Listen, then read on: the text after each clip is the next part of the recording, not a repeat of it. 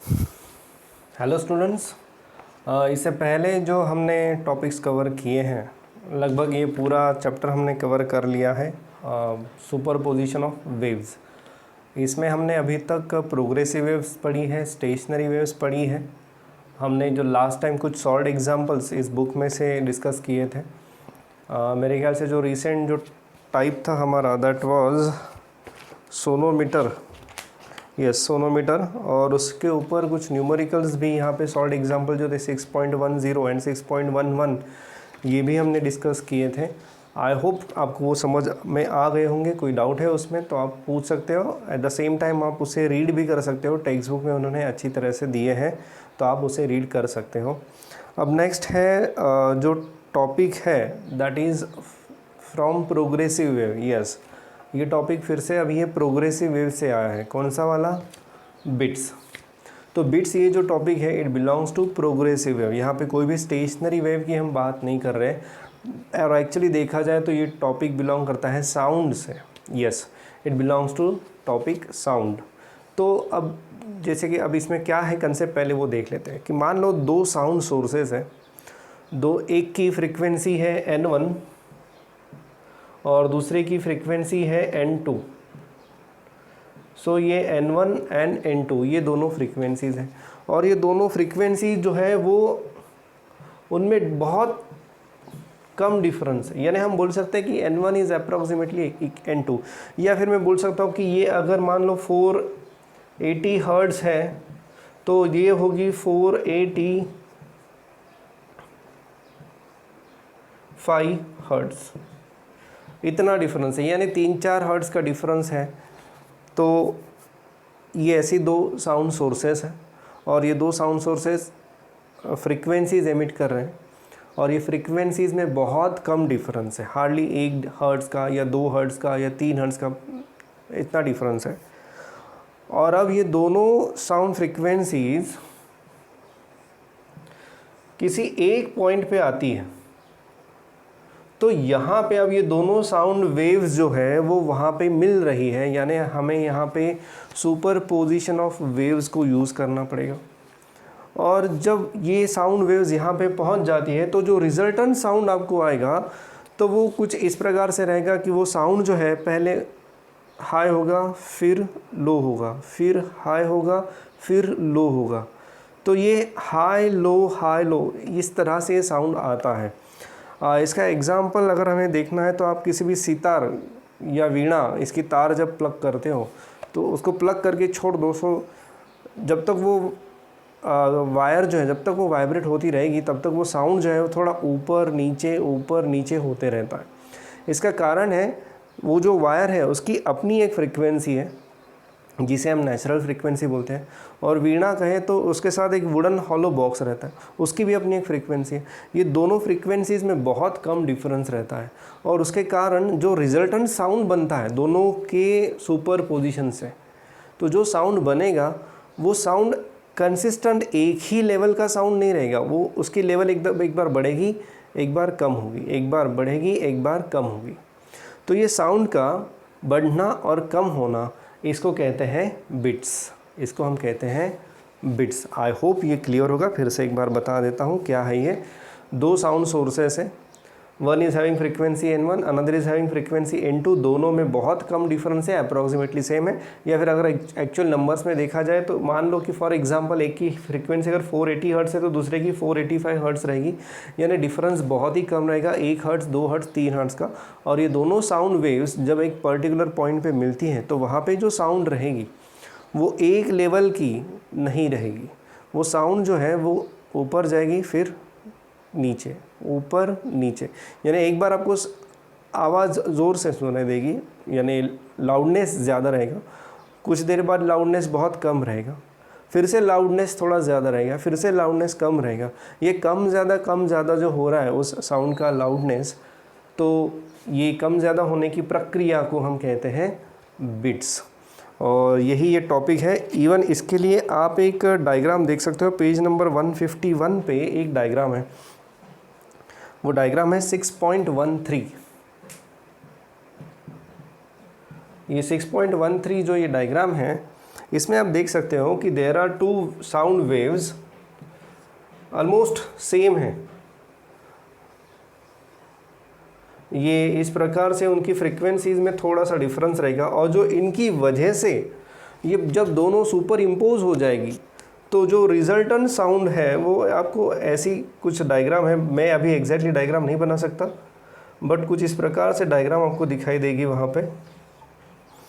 तो ये एनवलप है बेसिकली, ये वेव नहीं है, दिस इज नॉट वेव। हाँ, एक्चुअल रिजल्टेंट जो वेव है वो कुछ इस प्रकार से है।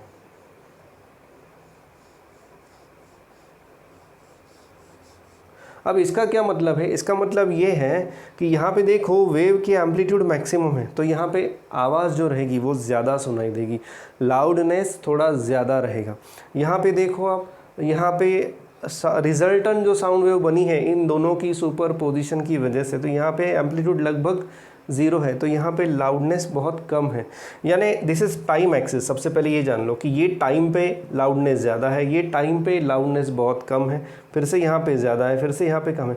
यानी हम देख सकते हैं कि आवाज़ थोड़ी ऊपर नीचे जा रही है, और इसी को कहते हैं बिट्स। ये डायग्राम 6.13 पेज नंबर 151 पे दी गई है। हाँ, उससे पहले अभी एक मैथमेटिकल एनालिसिस है। ये मैथमेटिकल एनालिसिस हमें अभी क्लियर करना है कि क्या है ये सिमिलर है जैसे हमने अभी तक किया है, सुपरपोजिशन ऑफ वेव्स किया है, यानी स्टेशनरी वेव का जो फॉर्मेशन है उसी तरह है, बट यहाँ पे जो रिजल्टेंट वेव है वो स्टेशनरी वेव नहीं है। ये जो है it is a time axis, this is not position axis. इस बात को अच्छी तरह से याद रखो। तो चलिए अभी मैं शुरू करता हूँ इसका जो डेरिवेशन है वो, और हम डेरिवेशन के ज़रिए, मैथमेटिकल एक्सप्रेशन के ज़रिए ये भी ढूंढने की कोशिश करते हैं कि ये जो आवाज़ है ये कम ज़्यादा क्यों हो रही है। So let us try to find out.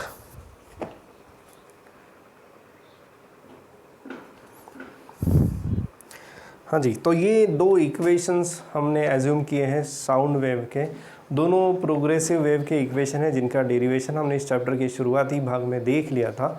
अब दोनों वेव्स एक पर्टिकुलर पॉइंट पे मिल रही है, और फॉर कन्वीनियंस, फॉर सिंप्लिसिटी, हम वो जो पॉइंट है वो एज्यूम कर रहे हैं कि it is at x is equal to 0। Yes, we are assuming that that point is at x is equal to 0।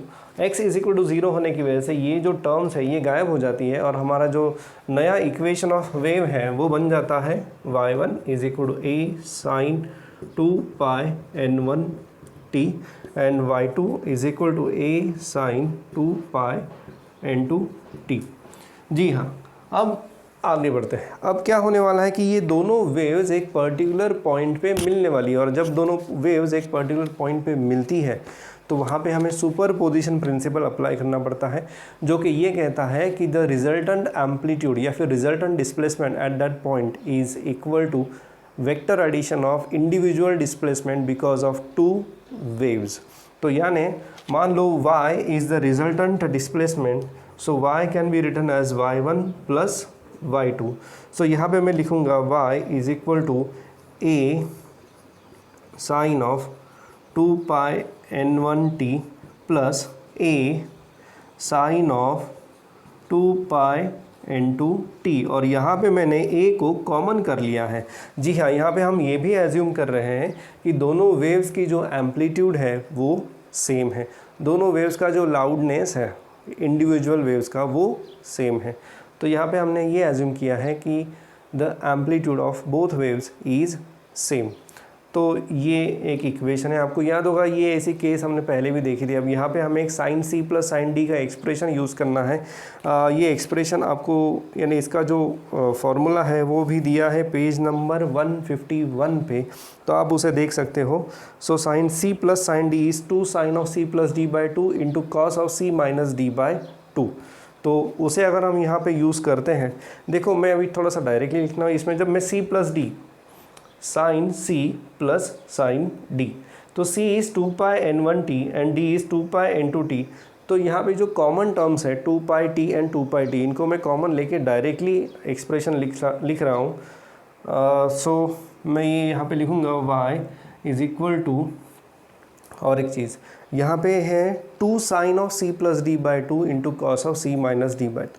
तो वो जो 2 है शुरुआत का, वो 2 मैं इस a के साथ लिख देता हूँ। तो मुझे यहाँ पे मिलता है 2a साइन ऑफ, आपके लिए मैं लिख देता हूँ डिटेल में थोड़ा सा, 2π/n1t plus 2π/n2t upon 2 into cos of 2π/n1t minus 2π/n2t upon 2। तो अब हम यहाँ देख सकते हैं 2a sine of 2π/n1 plus n2 upon 2 into T. Yes, मैंने जैसे पहले ही कहा था कि मैं ये जो 2πt है इसको मैं कॉमन ले रहा हूँ। थोड़ा सा ये पोर्शन दिख नहीं रहा है, 1 मिनट।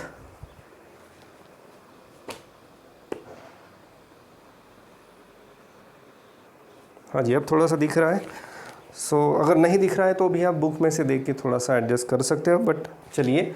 हाँ, अब यहाँ पे मैं लिखूँगा into cos of 2π/n1 minus n2 upon 2 into T. ये एक एक्सप्रेशन है, आपको ये दिखाई दे रहा है पेज नंबर 151 पे।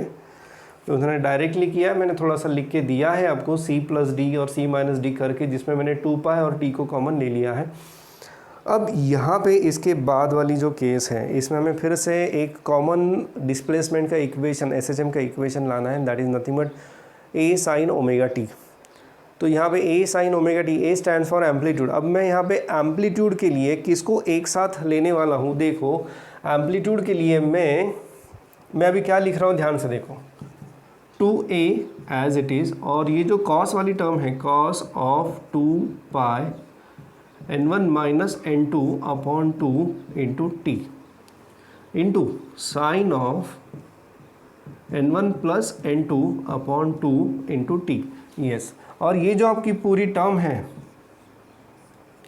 2a cos of 2π/n1 minus n2/2 into T, इसको मैं ले रहा हूँ resultant amplitude.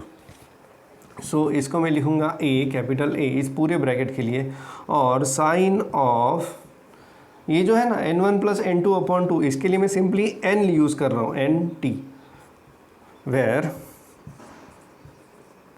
a is 2a cos of 2π/n1 minus n2 upon 2 into T and n is n1 plus n2 upon 2। तो ये थोड़े सिम्बॉल्स मैंने यूज़ किए हैं यहाँ पे, मैंने यानी उन्होंने यूज़ किए हैं। 2a cos of 2π/n1 minus n2/2 into T, इसके लिए मैंने a यूज़ किया है, that represents amplitude, into cos, sorry cos में ये साइन है, शायद वहाँ पे वो इमेज आ रही है, मैं फिर से यहाँ लिख देता हूँ a sin n t। तो यही इक्वेशन मैंने यहाँ लिखा है, a sin n t। तो ये जो a है ये पूरी ब्रैकेट है, और ये वाला जो n है, this n is nothing but n1 plus n2/2। बस यहाँ तक ये पूरा काम हो जाता है। But this is the only the resultant equation because of superposition of two waves that we have derived, ये जो इक्वेशन है। बट एक्चुअली थोड़ा जो एनालिसिस है कि वो एम्पलीट्यूड जो है, यानी वो जो लाउडनेस है, वो कम ज़्यादा क्यों हो रही है, उसके पीछे कारण है ये, उसके पीछे कारण है ये। जैसे अब टाइम तो सेम नहीं रहेगा, टाइम तो चेंज हो रहा है, तो एक टाइम ऐसा आएगा कि ये जो एंगल है, कौन सा एंगल, ये वाला, ये एंगल मल्टीपल ऑफ 90 हो जाएगा। ये एंगल जब मल्टीपल ऑफ 90 हो जाएगा because of change in time, because angle is dependent on time, angle is function of time, ऐसा भी हम कह सकते हैं। So because of change in time ये एंगल चेंज होता रहेगा, and whenever this angle becomes multiple of 90 π/2, तो ये कॉस फंक्शन की वैल्यू 0 हो जाएगी। कॉस फंक्शन की वैल्यू 0 हो जाएगी तो आपका जो एम्पलीट्यूड है वो 0 हो जाएगा। एम्पलीट्यूड 0 हो जाएगा कि साउंड की जो लाउडनेस है वो 0 हो जाएगी, यानी मिनिमम साउंड आपको वहाँ पे सुनाई देगा। टाइम तो चलते जा रहा है, टाइम तो बढ़ते जा रहा है। जब ये टाइम जब ये angle because of change in time, जब ये angle multiple of 0 pi 2 pi 3 पाई ऐसा बढ़ते जाएगा, इस वैल्यूज़ में बढ़ते जाएगा, यानी मल्टीपल ऑफ पाई की वैल्यूज़ लिखते जाएगा, तो कॉस फंक्शन की वैल्यू उस वक्त मैक्सिमम रहती है। तो ये कॉस फंक्शन की वैल्यू मैक्सिमम होने की वजह से ये जो ए है, ये जो एम्पलीट्यूड है, ये एम्पलीट्यूड भी मैक्सिमम हो जाएगा, और उसके कारण वहाँ पे जो साउंड की लाउडनेस है वो ज़्यादा रहेगी, मैक्सिमम रहेगी। So this is the reason we are hearing maximum and minimum sound. अब ठीक से अब ध्यान से दोनों ये दो वर्ड्स बहुत ज़रूरी है। ये दो वर्ड्स है कि when ever sound loudness is maximum, आपको ज़्यादा आवाज़ सुनाई दे रही है तो उसको कहते हैं वैक्सिंग, और जब साउंड की लाउडनेस जो है वो मिनिमम है उसे कहते हैं वेनिंग। ये नाम शायद कहीं तो दिए हैं, yes, waxing and minimum is वेनिंग।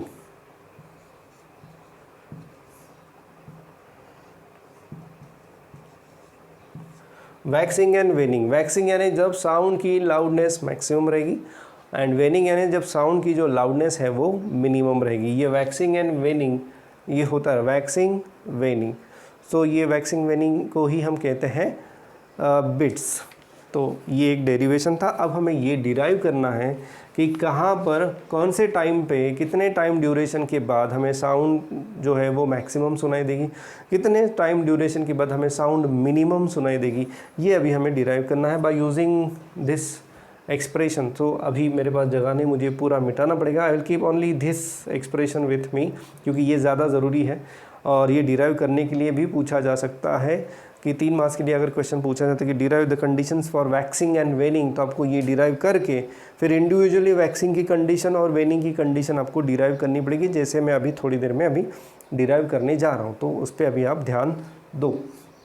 I hope ये डेरिवेशन आपके लिए क्लियर होगा, कोई डाउट नहीं है, इसे आप देख लो अच्छे से।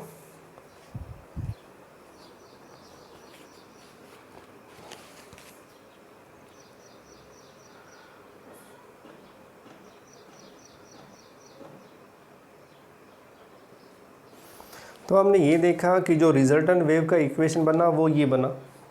आई mean we are assuming that we are at x is equal to 0, इसलिए वो x बाय लैम्बडा वाली टर्म जो है वो यहाँ पे नहीं है, but this is you can treat it as equation of progressive wave.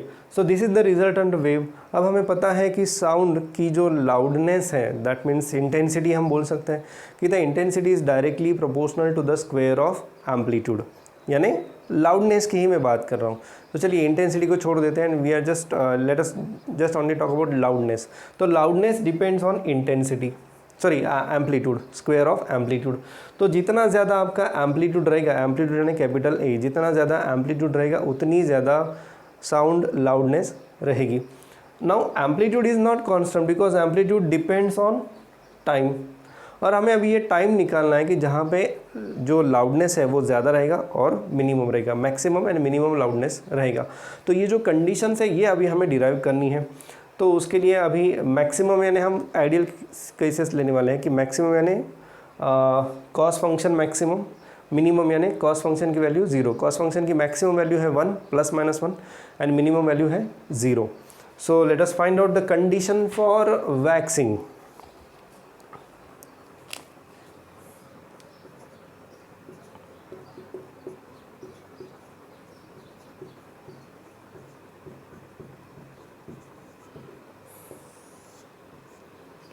So condition for waxing is a is maximum. A maximum कब होगा? जब ये फंक्शन जो है कॉस फंक्शन ये मैक्सिमम रहेगा, यानी cos of 2 pi n1 minus n2 upon 2 into T is 1 ± 1। और ये कब रहेगा? जब आपका जो एंगल है 2 pi n1 minus n2 by 2 into T it is equal to pi 2 pi 3 pi वगैरह वगैरह। ज़ीरो भी ले सकते हैं, लेकिन ज़ीरो लेने से हमें एक्चुअल रिजल्ट ही नहीं मिलेगा क्योंकि सब कुछ ज़ीरो हो जाएगा, इसलिए हम मल्टीपल ऑफ पाई में बात कर रहे हैं। और यहाँ पे आपको ये दिखाई दे सकता है, yes it is given in page number 151।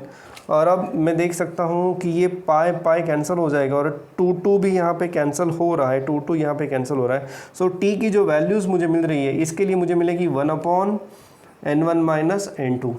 अगर ये एंगल है तो उसके लिए मुझे मिलेगी 2/n1 माइनस n2, और इसके लिए मुझे मिलेगी 3/n1 माइनस n2। तो ये आप देख सकते हो कि जब टाइम की वैल्यू 1/n1 माइनस n2 या 2/n1 माइनस n2 है, इन दैट केस आपकी जो एम्पलीट्यूड है वो मैक्सिमम रहेगी। एम्पलीट्यूड मैक्सिमम रहेगी यानी साउंड लाउडनेस ज़्यादा रहेगा, मैक्सिमम रहेगा। और उसी को हम कहते हैं वैक्सिंग। सो दो मैक्सिमम साउंड ड्यूरेशन, दो मैक्सिमम साउंड के बीच में जो ड्यूरेशन है वो आप आसानी से निकाल सकते हो, 2/n1-n2 माइनस 1/n1-n2, यानी जो दो वैक्सिंग है उसके बीच में जो टाइम ड्यूरेशन है that is 1/n1-n2। So that is nothing but period of waxing. तो पीरियड का अगर हम रेसिप्रोकल लेंगे तो हमें मिलता है frequency of this waxing and वेनिंग। ये भी कहीं ना कहीं दिया होगा, yes it is given, equation 6.33। Thus, the time interval between two successive maxima of sound is always 1/n1-n2. Hence, the period of bits is 1/n1-n2 and hence frequency of bits ये ज़्यादा important है।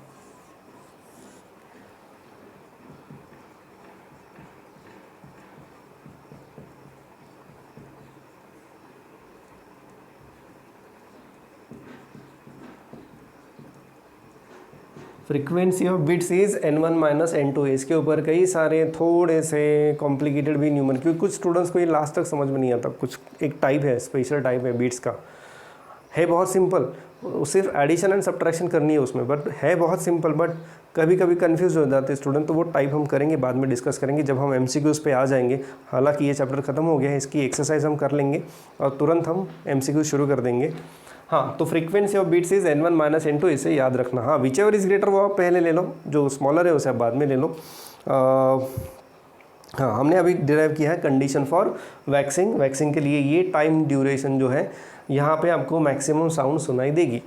अब हम बात करते हैं waning की। So condition for वेनिंग,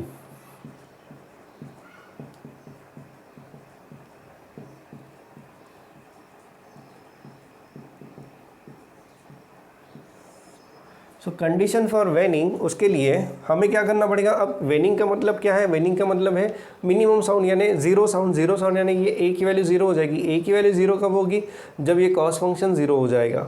तो हम यहाँ लिख सकते हैं cos of 2πn1-n2/2 into T is equal to zero. और अब ये ज़ीरो कब होगा, ये ज़ीरो तब होगा जब आपका एंगल मल्टीपल ऑफ π/2 रहेगा। n1-n2/2 into T is π/2, 3π/2, 5π/2 and etcetera. तो यहाँ पे ये पाई कैंसिल हो जाएगा, ये 2 भी यहाँ पे ही कैंसिल हो रहा है। तो मुझे जो t की वैल्यूज़ मिल रही है, करस्पॉन्डिंग t की वैल्यूज़, वो कुछ इस तरह से रहेगी 1/2 n1-n2, ये 3/2 n1-n2 एंड 5/2 n1-n2। अब आप यहाँ पर भी कंफर्म कर सकते हो कि दो सक्सेसिव वेनिंग के बीच में टाइम ड्यूरेशन कितना है। सो तो वो बन जाता है 3/2 n1-n2 minus 1/2 n1-n2। This is equal to, दिखाई दे रहा है, यस आ रहा है, this is equal to 2/2 n1-n2। So this is nothing but 1/n1-n2, यानी वो टाइम ड्यूरेशन उतना ही आ रहा है जितना इसमें आ रहा है। यानी दोनों के लिए जो फ्रीक्वेंसी है वो सेम रहेगी, that is equal to n1-n2। और पीरियड कितना रहेगा, पीरियड रहेगा आपका 1/n1-n2। सो ये था analysis for the वेनिंग। Thus, therefore, the time interval between two successive minima is also 1/n1-n2। बाद में एक डायग्राम दी है,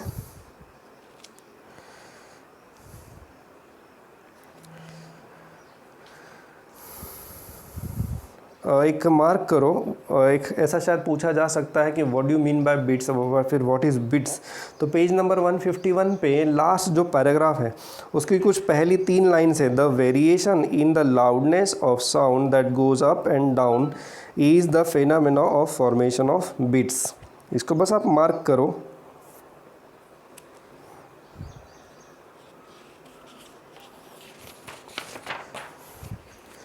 यस, अब आप जान लो एक बात कि इसका मैथमेटिकल पार्ट कंप्लीट हो गया है, यानी ये चैप्टर में अभी कुछ भी मैथमेटिकल ऐसा नहीं है, थोड़ा सा एक दिखाई दे रहा है, बट हाँ अब ये एप्लीकेशंस ऑफ बीट्स है।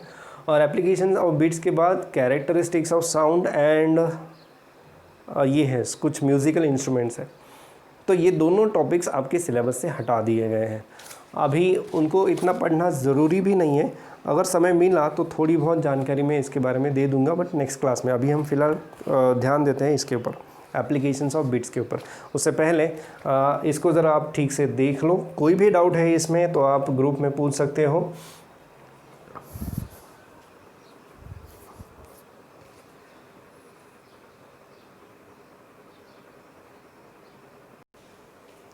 ये मिटाने से पहले एक पॉइंट मुझे बताना है, क्योंकि उसी के ऊपर ये एप्लीकेशंस ऑफ बिट्स की बात हम कर सकते हैं कि मान लो दोनों साउंड सोर्सेस हैं और दोनों एक साथ साउंड एमिट कर रहे हैं और इसकी वजह से साउंड जो है वो ऊपर नीचे हो रहा है, यानी वैक्सिंग एंड वेनिंग हो रहा है। मान लो कि हमने कुछ साउंड फ्रीक्वेंसी एडजस्ट कर ली और साउंड फ्रीक्वेंसी एडजस्ट करने के बाद अब हमें साउंड कांस्टेंट लाउडनेस का मिल रहा है, यानी लाउडनेस ऊपर नीचे नहीं हो रहा है। इसका मतलब क्या है? इसका मतलब ये होता है कि दोनों साउंड वेव्स की जो फ्रीक्वेंसी, साउंड सोर्सेज की जो फ्रीक्वेंसी है वो बिल्कुल सेम है, इसलिए वहाँ पे वैक्सिंग एंड वेनिंग नहीं हो रहा है। क्योंकि अगर फ्रीक्वेंसी सेम है, इसी का मतलब है n1 माइनस n2 ज़ीरो हो रहा है, और इसलिए आपको लाउडनेस जो है वो कांस्टेंट मिल रहा है। और यही कंसेप्ट अभी ये ना इधर उन्होंने एप्लीकेशंस में यूज़ की है।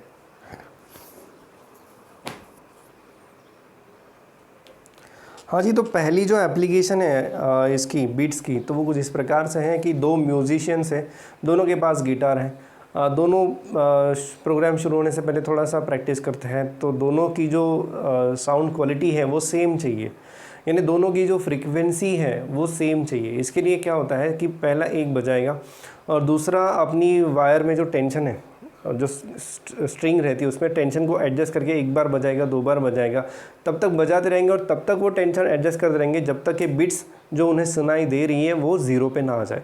एक बार दोनों की बिट्स जो है वो ज़ीरो पे आ गई, इसका मतलब ये है कि दोनों की जो फ्रीक्वेंसी है वो अब सेम है। ये तब तक टेंशन एडजस्ट करते रहेंगे उनकी स्ट्रिंग का जब तक ये बिट्स सुनाई देना ज़ीरो नहीं होता। ये है पहली एप्लीकेशन। दूसरी है रडार के ऊपर। ये रडार आपने कई बार सुना होगा। ये जो रडार है इससे हम किसी भी प्लेन की direction as well as speed को डिटरमाइन कर सकते हैं। हालांकि डायरेक्शन के बारे में यहाँ पे कुछ भी डिस्कशन हमें नहीं करना है, ये आउट ऑफ स्कोप है, बट उसकी स्पीड हम डिटरमाइन कर सकते हैं। हमने ये पढ़ा था आपके 11th में साउंड करके चैप्टर, उसमें हमने ये पढ़ा था आपका डॉपलर इफेक्ट। तो डॉपलर इफेक्ट की मदद से हम velocity of source find out कर सकते हैं। वो यहाँ पे यूज़ होता है to find out the velocity. लेकिन to find out the velocity we must know the difference between actual frequency and apparent frequency. तो उसके लिए क्या करते हैं, मान लो ये रडार है और ये रडार एक पल्स एमिट करेगा प्लेन के ऊपर। तो ये पल्स एमिट होके ये प्लेन से रिफ्लेक्ट होके वापस आएगी। तो यहाँ पे ये जो पल्स उसने जो एमिट की है वो है फ्रीक्वेंसी n1 की, और ये प्लेन जो है वो स्टेशनरी नहीं है, it is moving, so that's why the reflected frequency will be also different. तो ये जो n1 माइनस n2 जो है, ये दोनों में जो डिफरेंस लिया जाएगा, ये n1 माइनस n2 से आपको आइडिया मिलती है कि what is the velocity of a plane. यहाँ पे डिस्कशन उन्होंने ऐसा किया है कि एक बार छोड़ते वक्त ये जो फ्रीक्वेंसी है वो, और आते वक्त ये जो फ्रीक्वेंसी है ये दोनों को एक साथ वो एनालाइज करते हैं n1 एंड n2 को, और फिर इन दोनों का वो एक डिफरेंस पता करते हैं। डिफरेंस पता करने से you find out the difference between actual frequency and apparent frequency, और उससे फिर हमें पता चलता है कि what is the velocity of this plane. ऐसा उन्होंने क्या है, you just go through it, but discussion थोड़ा उन्होंने कॉम्प्लिकेटेड कर दिया, बट इतना करने की ज़रूरत नहीं थी। Simply by measuring the difference between this two frequency we can measure velocity of a plane. और बेसिक देखा जाए तो ऑपरेशन उससे कई ज़्यादा कॉम्प्लिकेटेड होता है, बट एनीवे ये एक दूसरी एप्लीकेशन है। एक और एप्लीकेशन वहीं पर ही है कि ट्रैफिक पुलिस, उसके पास एक गन जैसा एक डिवाइस रहता है। तो ये गन जैसा जो डिवाइस रहता है इससे वो साउंड वेव्स एमिट करता है, और यहाँ से कोई व्हीकल अगर एक पर्टिकुलर स्पीड को क्रॉस कर देता है, स्पीड से ज़्यादा, एक स्पीड लिमिट रहती है हर एक रोड पे, तो उस स्पीड लिमिट के ऊपर वो गाड़ी चला रहा है, तो ये जो ट्रैफिक पुलिस के पास एक गन होती है जो एक अल्ट्रासाउंड फ्रीक्वेंसी एमिट करती है, ये रिफ्लेक्ट होकर वापस आती है। यानी again here we are applying same principle जो n1 माइनस n2, यानी actual frequency and apparent frequency दोनों में डिफरेंस पता कर लिया जाता है, और दोनों का डिफरेंस हमें बताता है कि what is the speed of this vehicle. If it is over speeding तो उसे वहाँ पे अलार्म मिल जाएगा। सेम कंसेप्ट हम यहाँ पर भी यूज़ करते हैं आपके अल्ट्रा सोनोग्राफी में। तो सोनोग्राफी में भी हम साउंड वेव्स ही एमिट करते हैं, अल्ट्रासोनिक साउंड वेव्स एमिट करते हैं। इसको मैं थोड़ी नेक्स्ट क्लास में डिस्कस करूँगा। ये बाकी की जो 2 ही एप्लीकेशन है, बट यहाँ पे थोड़ा टाइम का प्रॉब्लम है। सो चलिए, ये चैप्टर तो ऑलमोस्ट ख़त्म हो रहा है और बाकी जो लास्ट के जो टॉपिक्स हैं वो मैं बहुत शॉर्टली एक्सप्लेन करूँगा, क्योंकि वो आपके सिलेबस से अभी हटा दिए गए हैं because of this covid issues. तो इन्हें हम अभी डिस्कस नहीं करेंगे। थोड़ा सा हो सके तो 5 मिनट के लिए मैं डिस्कस करूँगा and I will start with the exercise. तो नेक्स्ट लेक्चर से मैं आपकी एक्सरसाइज शुरू कर दूँगा।